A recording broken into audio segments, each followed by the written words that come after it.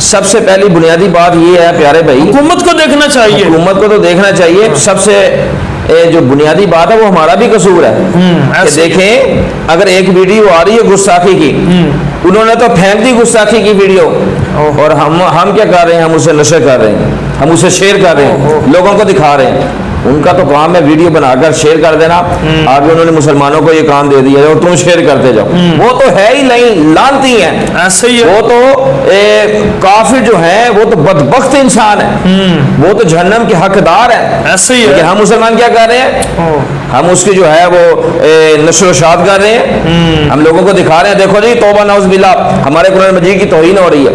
ہمارا کام یہ بنتا ہے اگر کوئی ایسی ویڈیو آتی ہے اس کو اسی وقت ڈیل کر دیا جائے. یہ نہیں ہے کہ آگے آپ کو بھیجوں، آپ آگے بھیجیں، وہ پھر آگے بھیجیں، اس آئی ڈی کو اڑا دینا، اس آئی ڈی کو اڑا دیں تاکہ یہ خبر آگے پھیلے ہی نہ اور ان کو پتا چلے یار مسلمان تو بڑے مضبوط ہیں. ہمیں بھی اپنا فرض ادا کرنا چاہیے. لیکن ہم نے دیکھا ہے واٹس ایپ پہ ویڈیو آتی ہے، فیس بک پہ آتی ہے، لائک کرتے ہیں، اسے شیئر کرتے ہیں، آگے واٹس ایپ پہ بھیجتے ہیں. دیکھیں نا ان کا منصوبہ جو ہے وہ پورا کام کر رہا ہے، وہ پورے منصوبے کے مطابق چل رہے ہیں. اور ہم مسلمان کیا کر رہے ہیں؟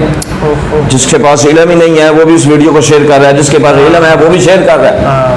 یہ نشر و شاعت میں منیر اسلام ٹی وی کے وسیلے سے گزارش کرتا ہوں عام سے کہ نشر و شاعت نہ کریں، اور جہاں تک احتجاج ہو سکے وہاں تک اپنا احتجاج جو ہے وہ ریکارڈ ضرور کروائیں، باہر ضرور نکلیں، بولیں ضرور، لیکن ان لائنوں کی، ان گستاخوں کی، ان بے ادبوں کی جو ہے وہ ویڈیو آگے شیئر نہ کریں.